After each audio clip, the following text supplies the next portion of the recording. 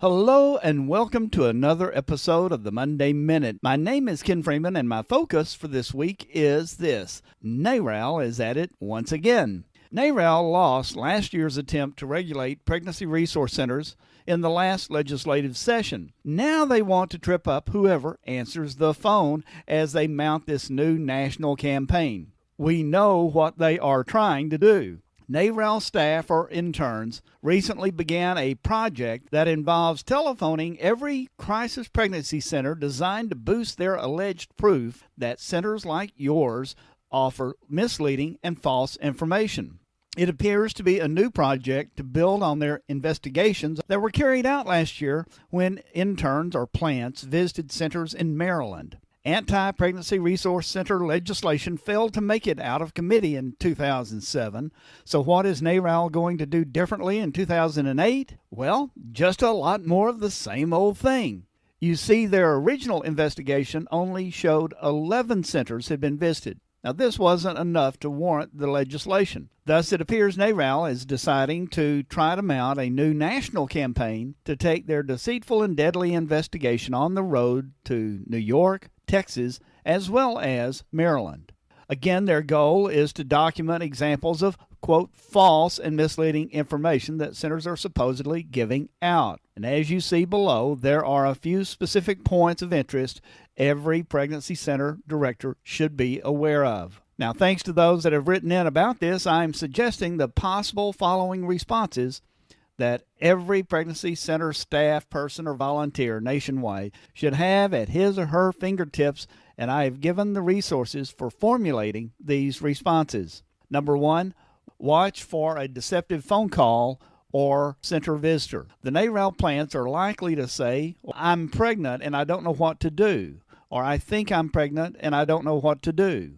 They also tend to want to tie you into talking about the legality of abortion. The NARAL plants may ask, and have asked, if abortion is legal throughout all 9 months of pregnancy, and then you are going to respond, well, many, to my surprise, believe that it is not legal, when in fact in Maryland, in that case, it actually was legal in all 9 months. So it is my opinion that if a pregnancy center is going to be asked about the legality of abortion in New York or Texas or Maryland, I suggest that you be ready to quote the legal code of your state. For example, in Maryland, Section 20-209B2I implies clearly that for given reasons, abortions can be done in Maryland throughout all 9 months of pregnancy. It goes on to state that the state of Maryland may not interfere with the decision of a woman to terminate a pregnancy and at any time during the woman's pregnancy if the termination procedure is necessary to protect the life or the health of the woman. Now, in general, the sections on abortion are few, they're short, and relatively easy to understand. But, if you're located in a different state, realize that they may or may not be coming to your center, but to err on the side of likelihood, you too should check with your state attorney general's website to research the legality of abortion and any restrictions or decisions that are on record in your state. For Texas, we know that in the most recent months, the Heidi Group and Real Options and Texas Care Network were targeted in court. NARAL Texas, a couple of years ago, attacked the Corpus Christi Pregnancy Center on their website, and of course, in doing so, attacked this author's pregnancy knowledge base, which is an in-depth online information portal used by centers across the United States. And of course, the words they used to attack us and the Corpus Christi Center was false and misleading information. False and misleading because it doesn't agree with their findings. But be prepared. Start with the resource below, locating relevant sections of code, printing them out, and making them available for every volunteer who answers your phone or meets your clients face-to-face in the reception area. NARAL plants will likely ask about the abortion breast cancer link, and they want to catch you saying that there is a link so that they can report you as giving false and misleading information medically. Well, in my opinion, if your center is asked about the abortion breast cancer link, you should respond with, quote, some medical studies have reported a link and some medical studies have not found a link. In saying that some medical studies and organizations have reported a link, I think you would be wise to mention specifically those studies and organizations that have been done that are not necessarily done with religious or pro-life names attached. And such a list is available at the link that I give you. Now, about birth control referrals, again, the NARAL plants ask, if I'm not pregnant, can you help me get birth control? NARAL contended that the persons they contacted at the 11 centers that were investigated provided misinformation by saying the implied emergency contraception, morning after pills as an example, was an abortion, contradicting the pro-abortion view because that says that the fertilized egg has not yet implanted, thus pregnancy has not begun.